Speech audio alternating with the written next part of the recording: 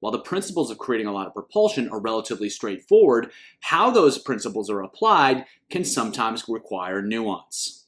It may seem counterintuitive, but one of the biggest mistakes swimmers make in butterfly is finishing the stroke. Let's find out why. Hi everyone, Andrew here, helping you help your swimmers get faster. In swimming, it's not about maximizing any one aspect of the stroke. Instead, it's about optimizing the stroke in order to create as much speed as possible. One important area where that comes into play is the pull in butterfly. Obviously, the arms are recovered relatively straight over the surface, and the further swimmers pull back, the more propulsion they can create. So it makes sense for swimmers to try to pull all the way until their arms are straight, and then just recover the arms straight over the surface of the water. Well, it may make sense at first glance. Unfortunately, that's a great way to swim slow butterfly. Instead, swimmers want to finish the stroke with bent elbows and round out the back of the stroke in order to maintain hand speed through the finish so that they can effortlessly swing their arms over the surface. If they pull all the way back, they're really not going to create much more propulsion, and the hands are going to come to a stop, which is going to make it that much more difficult to swing them around in order to get ready for the next stroke cycle. Let's see what's happening and talk about why it's happening so that you can better understand how to help your swimmers go fast. Now, so if we watch this swimmer here, what we're going to see is that while she pulls back, and she pulls back a long ways, right there, you can see that the elbows are still bent as she exits the water. Now, why is that happening? Well, remember, it's not just the hands that are creating propulsion, it's the whole arm, especially the forearm and the hand.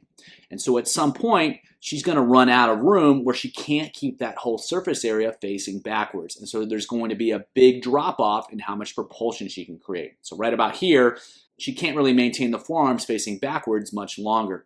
She could continue to push back, but she's only going to have the hand facing backwards, and that's not going to create that much propulsion. It will create more propulsion, but relatively speaking, not that much. And there's consequences for continuing to pull back. So if we watch here, she's going to pull, and then she's going to effortlessly swing those arms around. So you can see the hand speed's still up, and she just slides them out, and she's going to swing those around really easily. And of course, as you've seen, a lot of butterflies really struggle to maintain their recoveries when they get really tired, so that the more that they can maintain the hand speed through the pull, swing that over the surface, the easier it's going to be to continue to recover the arms smoothly.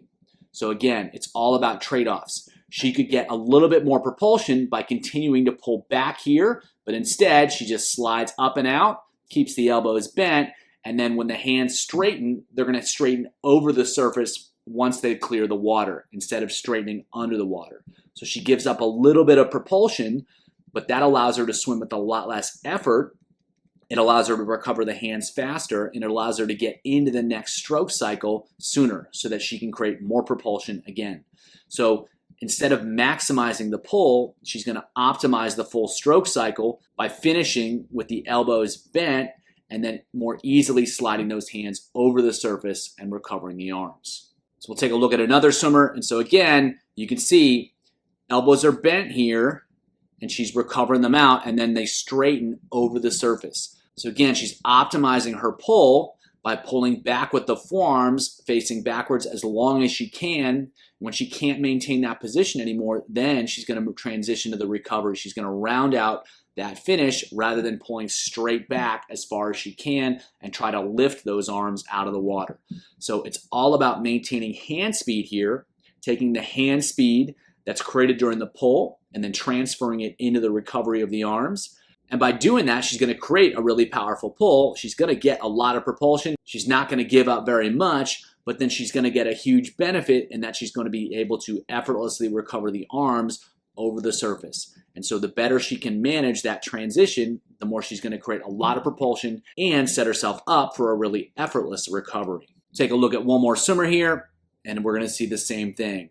So pulling back here, big surface area, holding it all the way through, keeping the forearms back. And you can see the elbows are still bent there. The forearms are still straight up and down, but he's not going to be able to maintain that position for much longer. So he starts to slide those hands up and out over the surface of the water. So instead of pulling back all the way down almost to his knees, he's going to exit right about his hips, and that's going to allow him to recover the arms a lot more easily. And so again, it's all about figuring out how to create as much propulsion as possible without compromising the recovery, trying to get as much as you can, create as much propulsion as you can without requiring a really effortful recovery. And so how far should swimmers pull back? Well, that's going to depend a little bit. How well can they maintain a really good surface area for as long as possible? And then also, how well can they smoothly transition to the recovery? And so if swimmers aren't able to maintain a really great hand speed throughout the entire pull, they may need to exit the water a little bit earlier to facilitate the recovery. The stronger they are, the more they can hold their positions throughout the back of the stroke. They can probably benefit from, one, holding a propulsive position for a little bit longer because they can actually get into that position and they have the strength to maintain their hand speed throughout the entire pull. So again, it's about balancing the need to create as much propulsion as possible with the need to recover the arms as effortlessly as possible. And the better swimmers can maintain a good propulsive surface area with the whole arm, and the better they can maintain their hand speed throughout the back of the stroke, the longer they can hold on to their pull. If they can't maintain effective propulsive positions and they can't maintain their hand speed throughout the entire pull, they're going to get in a lot of trouble if they try to really maintain a longer pull. They're not going to be able to transition into the recovery because they won't have the hand speed, and because they're not in a good position, it's not going to be worth it anyway. They're not going to create much more additional propulsion. Swimming fast is all about trade-offs, and in this case, it's about giving up a little bit of the propulsion that's created from the pull in order to create an effortless recovery. If you want to learn more about how to help swimmers develop a powerful pull in butterfly, as well as execute excellent arm recoveries, check out the videos below.